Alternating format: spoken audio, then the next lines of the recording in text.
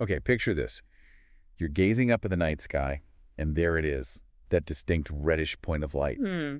For centuries, humans have looked at Mars and wondered, Yeah. is anyone else out there? Right. That question has fueled countless stories, myths, and scientific endeavors. Of course. And today, Yeah. we're diving deep into the reality behind those Martian dreams. I love it.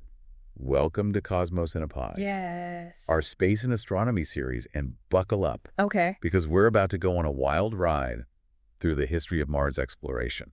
It's fascinating how Mars has captivated humanity for so long. Right. Even before we had telescopes, ancient civilizations were tracking its movements, weaving it into their mythology. Right, like who hasn't heard about the Roman god of war Yeah. being named Mars? Of course. It's almost as if that red color predestined it to be associated with conflict. Right. But beyond those early beliefs, even those early observations, as basic as they were, Yeah. laid the foundation for our scientific curiosity about the planet.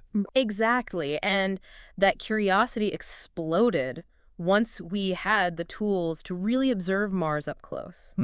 When telescopes came along, it allowed us to see Mars not just as a point of light, Right. but as a world with features. Oh, wow. Polar ice caps, dark areas that shifted with the seasons. Interesting. It was tantalizing. I can only imagine. Yeah. It's like going from a blurry photo to suddenly seeing something in high definition. Exactly. What stands out to you as the most pivotal moment in those early days of Mars observation? Well, you can't talk about early Mars observation without mentioning those infamous canals. Oh, right. In the late 1800s, an astronomer named Giovanni Schiaparelli observed what he described as channels on the Martian surface. Oh, those canals. Yes. Weren't they thought to be evidence of an advanced Martian civilization? Precisely. Wow. While Schiaparelli himself was cautious, Okay. others, like Percival Lowell, ran with the idea of fueling public imagination with visions of a Martian society capable of engineering such massive structures. Yeah. Of course, later observations proved those canals were optical illusions. But the impact they had on our cultural fascination with Mars Right. was undeniable. It's amazing how a misinterpretation can have such a lasting effect. It is. It really speaks to our deep-seated desire to find life beyond Earth, doesn't it? Absolutely. And while those early canal theories might have been a bit of a detour, they ultimately spurred us to develop even better tools and methods to study Mars, laying the groundwork for the era of space exploration. Speaking of which, the space race. Yes. A time of incredible ambition and, let's face it, Uh-huh. some pretty comical mishaps along the way. Oh, yeah. I mean, trying to send a spacecraft millions of miles to another planet Right. in the early days of space travel, Yeah. that must have been incredibly challenging. It was a monumental undertaking. Early attempts to reach Mars in the 1960s, primarily by the Soviet Union and the United States, were often met with failure rockets exploding on the launch pad probes, missing their target communication blackouts. It sounds like something out of a movie montage, except with real-life stakes. Right. But even amidst those failures, there were some incredible breakthroughs, right? Oh, absolutely. One of the most significant early successes was Mariner 4's flyby in 1965. Okay. It was the first spacecraft to successfully fly past Mars and send back close-up images of the planet. Wow. They weren't the most detailed pictures. I remember reading about that. They were kind of blurry, weren't they? Like trying Yeah. to take a photo from a speeding car. Exactly like that. Interesting. But even those grainy images revealed a surface covered in craters, much like our moon shattering the romantic notions of a lush canal-filled Mars that some had imagined. So kind of a reality check, but also a huge leap forward in our understanding of what Mars actually looked like. Precisely. And that initial glimpse fueled the desire to send even more sophisticated missions to Mars. It wasn't long before we went from flybys to orbiters, allowing us to map the planet in greater detail and study its atmosphere and surface features. Okay, here's where it gets really interesting, Mariner 9, right? Yes. That mission really changed the game. Mariner 9 was a game changer. It became the first spacecraft to successfully orbit another planet, arriving at Mars in 1971. What's fascinating is that it arrived during a massive dust storm that obscured the entire planet. Oh, wow. Talk about bad timing. I know. Did they have to wait for the dust to settle to get any useful data? They did, but the wait was worth it once the dust settled. Mariner 9 revealed a Mars far more diverse and dramatic than anyone had imagined. So what did it see filming in? Mariner 9's images showed us gigantic volcanoes, Wow. including Olympus Mons, the largest volcano in the solar system, towering 3 times higher than Mount Everest. Wow. And then there was Valles Marineris, a canyon system that dwarfs the Grand Canyon, stretching across a distance equivalent to the width of the United States. Oh my goodness. It also captured evidence of ancient riverbeds and floodplains, hinting at a past where water flowed freely on the Martian surface. Wow, that must have blown everyone's minds. It's like Mars went from being this desolate, cratered world to a planet with a rich and dynamic geological history. Exactly. Mariner 9 completely reshaped our understanding of Mars. It revealed a planet that was once far more Earth-like than we had previously thought, raising the question, could life have existed there? And that question, of course, leads us to the next big step in Mars exploration landers. We wanted to touch the surface, to do more than just observe from afar. Right. The Viking missions in the 1970s marked the first successful landings on Mars. These were incredibly ambitious missions designed not only to study the Martian landscape, but to search for signs of life itself. Okay, so they were looking for actual Martians? Were they carrying little microscopes to examine the soil or something? Well, not exactly Martians as we might imagine them. The Viking landers were equipped with sophisticated instruments to analyze the Martian soil and atmosphere for signs of microbial life bacteria. Essentially, they conducted experiments designed to detect metabolic processes that would indicate the presence of microorganisms. So what did they find? Did those experiments reveal any signs of life? The results were complicated. Some of the experiments initially yielded positive results, suggesting the possibility of microbial activity, but other tests were inconclusive, and ultimately scientists couldn't definitively confirm the presence of life. So a bit of a cliffhanger ending talk about keeping us on the edge of our seats. Indeed, the Viking missions, while inconclusive in their search for life, provided a wealth of data about the Martian environment, paving the way for a new generation of even more sophisticated missions. And those missions bring us to the Mars we know today, a planet explored by rovers, orbiters, and landers that have revealed more secrets than we could have ever imagined. It's truly remarkable how much we've learned about Mars in recent decades, from the confirmation of past water to the discovery of organic molecules. The evidence keeps piling up, pointing to a planet that was once far more habitable than it is today. So we've gone from blurry flybys to rovers trekking across the Martian surface, sending back high-definition images and data that's changing our understanding of the red planet. It's been quite a journey, and we've only just begun to scratch the surface. And what's even more exciting is that we're not just exploring Mars to understand its past, we're also looking to the future, to the possibility of sending humans to Mars, and perhaps one day even establishing a permanent presence there. Now that's a topic I can't wait to dive into: human missions to Mars. The challenges, the possibilities, the ethical considerations. We've got a lot to unpack. But first, let's take a quick break, and when we come back, we'll delve into the future of Mars exploration.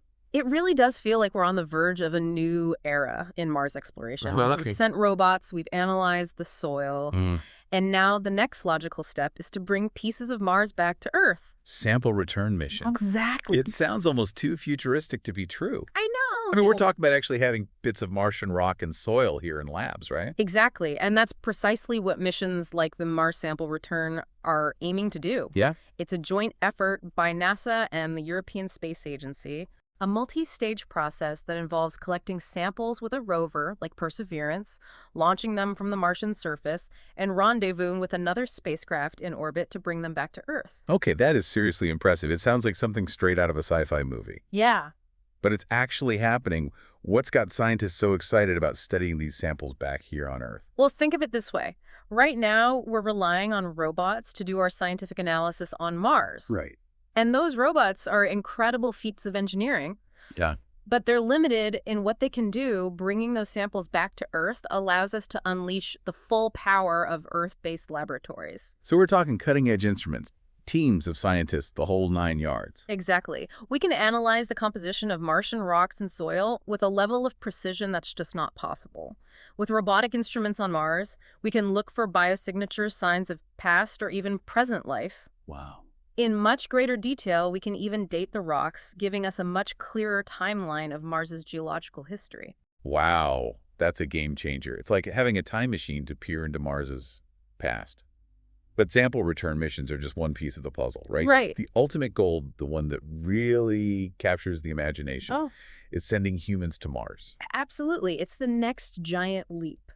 The kind of thing that inspires generations and pushes the boundaries of what we think is possible. But it's also a huge leap, right? I Yes. mean, sending robots is one thing, but putting humans on another planet, Yes. that's a whole other level of complexity and risk. There's no doubt about it. Human missions to Mars present a whole host of challenges that we've never encountered before.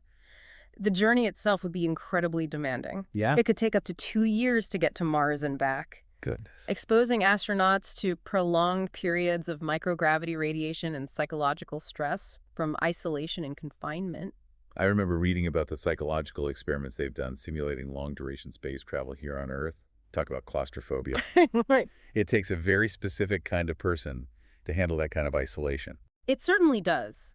Astronauts who embark on a mission to Mars would need to be incredibly resilient, both physically and mentally. And then there are the challenges of surviving on Mars once they arrive. Right, because Mars isn't exactly welcoming to human life. It's Yeah. basically a freezing desert with a thin, unbreathable atmosphere. Exactly. We'd need to develop ways to create habitable environments on Mars, protect astronauts from radiation, extract water from the Martian soil or ice, and even grow food in a completely alien environment. It's a monumental engineering challenge, but it's one that many brilliant minds are actively working on. It's mind-boggling to think about all the technological advancements that will come out of this effort. I mean, Well, solving these problems for Mars could have huge implications for sustainability and resource management here on Earth, too. you're absolutely right. The technologies we develop for Mars could have far-reaching applications, leading to breakthroughs in areas like renewable energy, closed-loop life support systems, and even advanced medical treatments. It's like that famous quote, "We choose to go to the moon in this decade and do the other things, not because they are easy, but because they are hard." It's about pushing ourselves beyond our limits and in the process making discoveries that benefit all of humanity. It's a powerful reminder that exploration isn't just about what we find out there, it's about what we learn about ourselves in the process. So we've talked about the house Yeah. sample return missions, human missions, Yeah. the incredible technology involved. Mm-hmm. But let's talk about the why. Okay. Why are we so fixated on this one red planet? What's the driving force behind all this effort and investment? Well, on a fundamental level, it's about our innate curiosity, our desire to explore and understand the unknown. Mars is our closest planetary neighbor, and it holds clues about the formation and evolution of our own solar system. Interesting. Studying Mars is like looking back in time, trying to piece together the history of planetary evolution. So it's about understanding where we came from and maybe even where we're going. Exactly. And then, of course, there's the big question that's been looming over Mars exploration from the beginning, the question of life.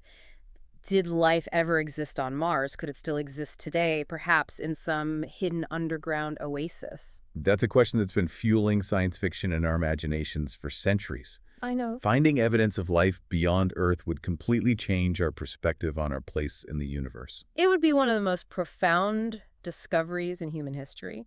Imagine the implications for our understanding of biology, evolution, and the very nature of life itself.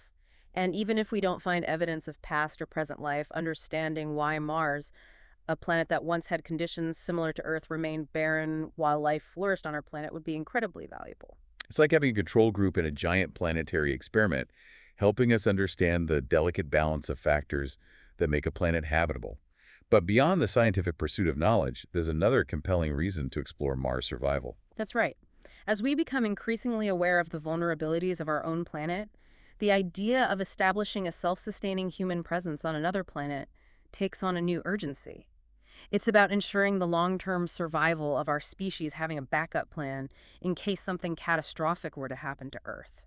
It's a sobering thought, Mhm. but it makes sense. It's like diversifying our portfolio. Mm. But on a cosmic scale, it's about becoming a multiplanetary species, not out of necessity, but out of a desire to ensure our future among the stars. And who knows, maybe in the process of learning how to survive on Mars, we'll learn valuable lessons about how to better care for our own planet. It's incredible to think about all the possibilities, the potential breakthroughs, and the challenges that lie ahead.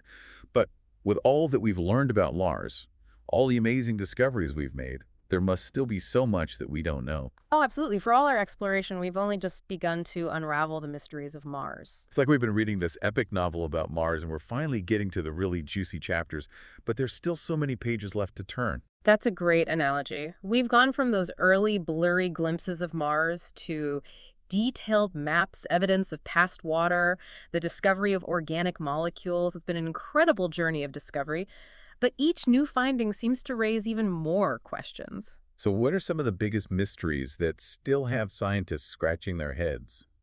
What are the unanswered questions that keep you up at night?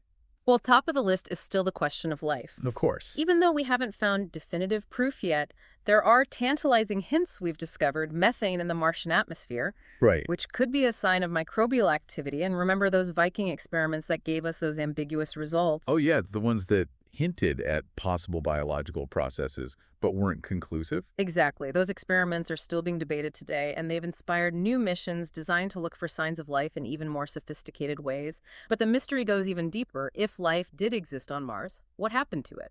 Right. Did it go extinct when the planet lost its atmosphere and surface water, or could it still be clinging to existence somewhere beneath the surface? That's a chilling thought.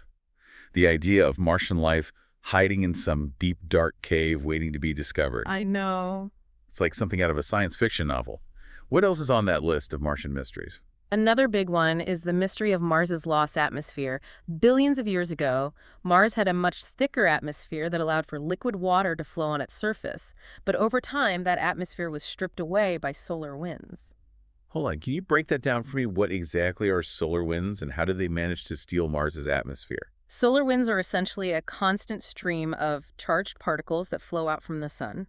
They carry a lot of energy, and when they hit a planet that doesn't have a strong magnetic field, they can gradually strip away its atmosphere. So Mars got caught in this cosmic windstorm, and its atmosphere just blew away. In a nutshell, yes, Mars lost its magnetic field early in its history, leaving it vulnerable to these solar winds, and over billions of years, that bombardment gradually eroded its atmosphere, transforming it into the thin, dry, and cold environment we see today. It's a stark reminder of how precious and delicate our own planet's atmosphere is. It is. We need to protect that ozone layer. But going back to Mars, it sounds like we've made incredible progress in understanding its past, but there are still some fundamental gaps in our knowledge. Exactly. We've pieced together a lot of the puzzle, but there are still crucial pieces missing, and that's what makes Mars exploration so exciting. Every mission, every new discovery brings us closer to completing that picture, to unlocking the secrets of this enigmatic planet. It's like we're standing on the edge of a vast, uncharted territory, and every step we take reveals something new and wondrous.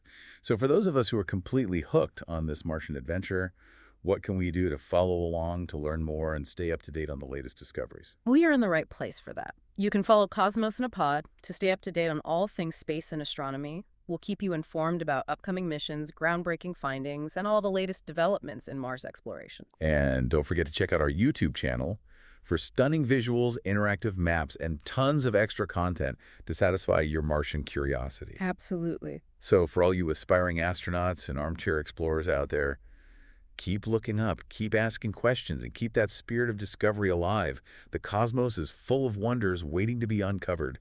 And who knows, maybe one day some of you listening will be the ones making those groundbreaking discoveries, setting foot on Mars, and writing the next chapter in this incredible story of human exploration. I hope so. Thanks for listening, and keep looking up.